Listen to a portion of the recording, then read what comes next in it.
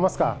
News nation digital के हमारे इस खास एपिसोड में आपका स्वागत है। मैं हूं सुमित कुमार दुबे। साल 1999 में भारत और पाकिस्तान के बीच हुए कारगिल युद्ध को 25 साल होने जा रहे हैं। देश इस जंग में चलाए गए ऑपरेशन विजय की कामयाबी की सिल्वर जुबली मना रहा है।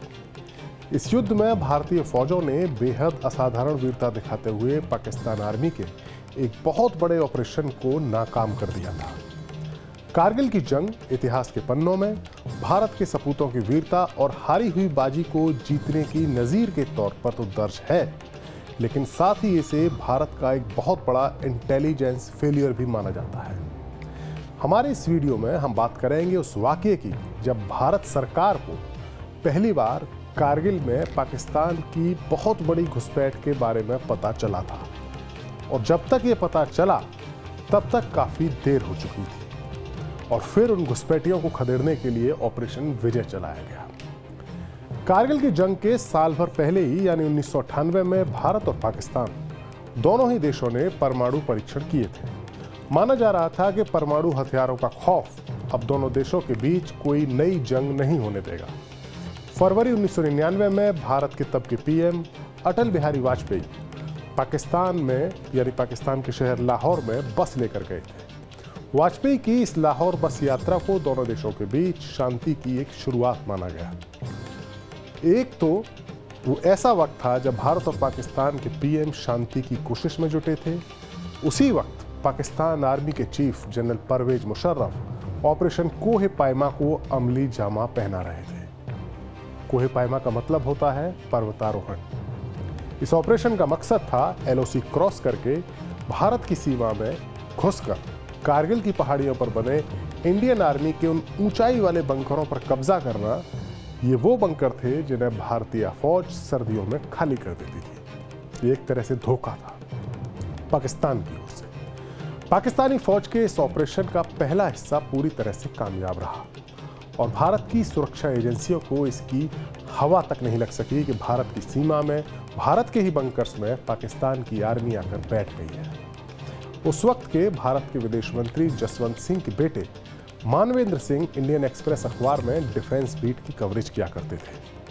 मानवेंद्र ने इंडियन एक्सप्रेस में लिखा है कि 1999 में मई के दूसरे सप्ताह की शुरुआत में आर्मी हेडक्वार्टर में तैनात एक सीनियर अधिकारी ने उन्हें शाम को डिनर पर मिलने के लिए बुलाया। उस अधिकारी ने मानवेंद्र को बताया कि कारगिल और द्रास सेक्टर में कुछ बड़ा ऑपरेशन हो रहा है, क्योंकि बड़ी संख्या में भारतीय सेना के जवानों के हेलीकॉप्टर्स के जरिए जवानों को वहां भेजा जा रहा है। एलओसी पर कोई प्रॉब्लम है और शायद कोई बड़ी घुसपैठ हुई है। उस अधिकारी ने मानवेंद्र को ये बात उनके पिता यानी भारत के उस वक्त के विदेश मंत्री जसवंत सिंह को बताने के लिए कहा, ताकि देश की पॉलिटिकल लीडरशिप तक ये खबर पहुंच जाए।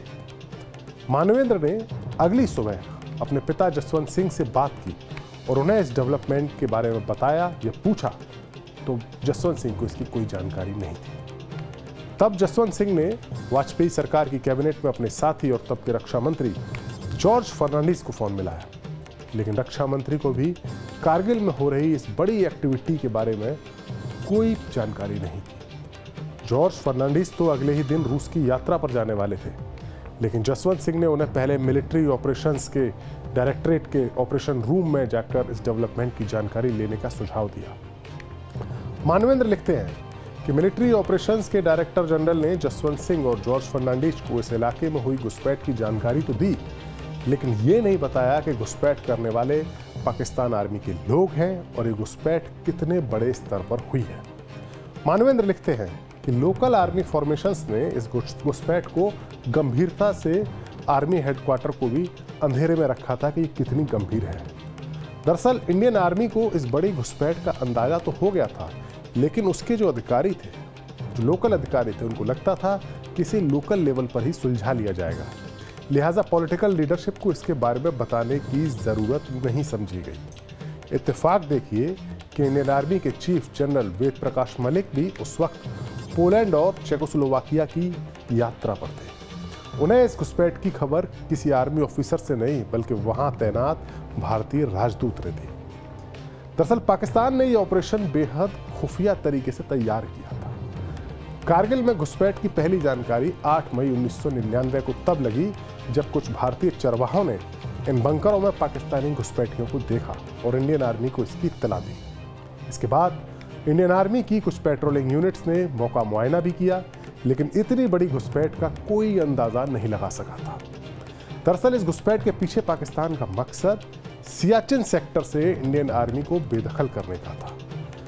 भारत ने 1984 में सियाचिन पर कब्जा किया था और ये कहा जाता है कि परवेज मुशर्रफ उस वक्त पाकिस्तान के स्पेशल ऑपरेशन यूनिट में मेजर के तौर पर तैनात थे।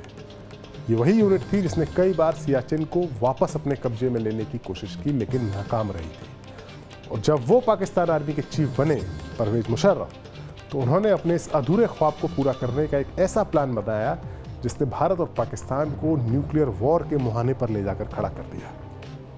दरअसल सियाचिन ग्लेशियर तक पहुंचने के लिए नेशनल हाईवे 1D बेहद जरूरी था भारत के लिए। कारगिल की पहाड़ियों पर कब्जे के बाद यह हाईवे सीधा पाकिस्तान के निशाने पर आ जाता और सियाचिन में रसद पहुंचाना भारत के लिए बेहद मुश्किल हो जाता और भारत को वहां से हटना पड़ता। बहरहाल जब कारगिल में हुई पाकिस्तानी घुसपैठ का पूरा अंदाजा लगा तो इंडियन आर्मी ने फुल स्केल पर घुसपैठियों को वहां से खदेड़ने के लिए ऑपरेशन विजय शुरू किया। यही नहीं, इंडियन एयरफोर्स ने भी ऑपरेशन सफेद सागर चलाकर घुसपैठियों के ठिकानों पर बम बरसाए। कारगिल युद्ध के दौरान एक मौका तो ऐसा आया था जब पाकिस्तान के पीएम नवाज शरीफ और पाकिस्तान आर्मी के चीफ परवेज मुशर्रफ दोनों इंडियन एयरफोर्स के एक लड़ाकू विमान जगुआर के निशाने पर आ गए थे। दरअसल हुआ यूं था कि इस जंग के दौरान भारत सरकार ने एयरफोर्स को ऑपरेशन चलाने की तो इजाज़त दी थी, लेकिन एलओसी को क्रॉस करके पाकिस्तान के भीतर हमला ना करने की हिदायत दी गई थी, यानी उन्हें परमिशन नहीं थी। इंडियन एक्सप्रेस में एक खबर छपी है, उसके मुताबिक 24 जून को इसी दौरान ऑपरेशन विजय के दौरान भारत के 2 जगुआर विमान मुश्को घाटी में पाकिस्तानी घुसपैठियों के लिए आई रसद को निशाना बनाने के लिए उड़ान भर रहे थे, लेकिन उनके निशाने पर पाकिस्तान की सीमा के 8-9 किलोमीटर भीतर गुलतारी बेस आ गया। यह पाकिस्तान आर्मी का एक फॉरवर्ड बेस था जहां से कारगिल में मौजूद घुसपैठियों को रसद पहुंचाई जा रही थी। भारतीय पायलट को वहां काफी भीड़ दिखी, टारगेट लॉक किया गया, लेकिन उस ऑपरेशन के कमांडर को अंदेशा हो गया कि संभवतः यह जगह पाकिस्तान के भीतर है और यह हमला रोक दिया गया। बाद में जानकारी मिली कि उस वक्त जब वहां भीड़ दिखी थी और जब वो बेस इंडियन एयरफोर्स के फाइटर जेट्स के निशाने पर था, तब उस वक्त वहां उस बेस पर नवाज शरीफ और परवेज मुशर्रफ दोनों मौजूद थे, जो जंग के दौरान अपनी फौज का मनोबल बढ़ाने के लिए वहां पहुंचे थे। बहरहाल मई महीने में जानमाल का भारी नुकसान उठाने के बाद जून में इंडियन आर्मी ने कारगिल में बाजी को पलटना शुरू कर दिया। माना जाता है कि इस तरह की पर्वतीय जंग में ऊंचाई पर बैठे हुए दुश्मन को हटाने के लिए या दुश्मन के एक फौजी को हटाने के लिए 27 फौजियों की दरकार होती है।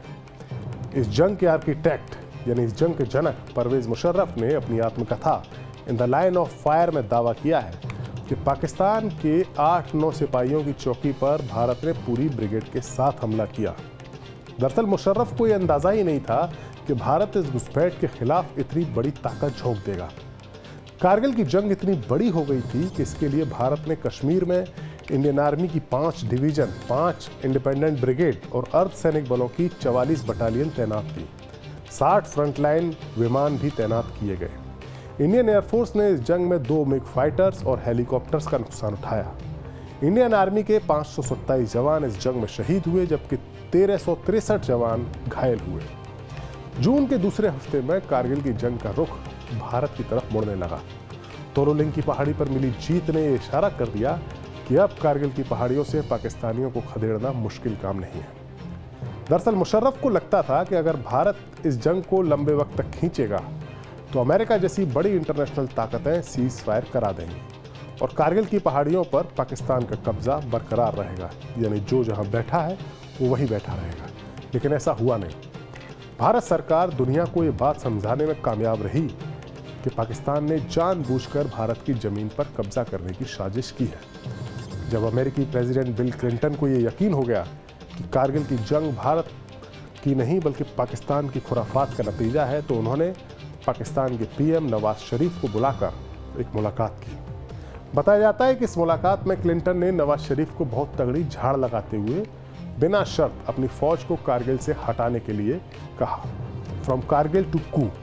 और इस किताब के मुताबिक जिस वक्त क्लिंटन और नवाज शरीफ के बीच बातचीत हो रही थी, तभी टीवी पर टाइगर हिल पर भारत के कब्जे की खबर आने लगी। नवाज शरीफ ने वहीं से परवेज मुशर्रफ को फोन लगाया और इसकी जानकारी मांगी, तो वो इससे मना नहीं कर सके।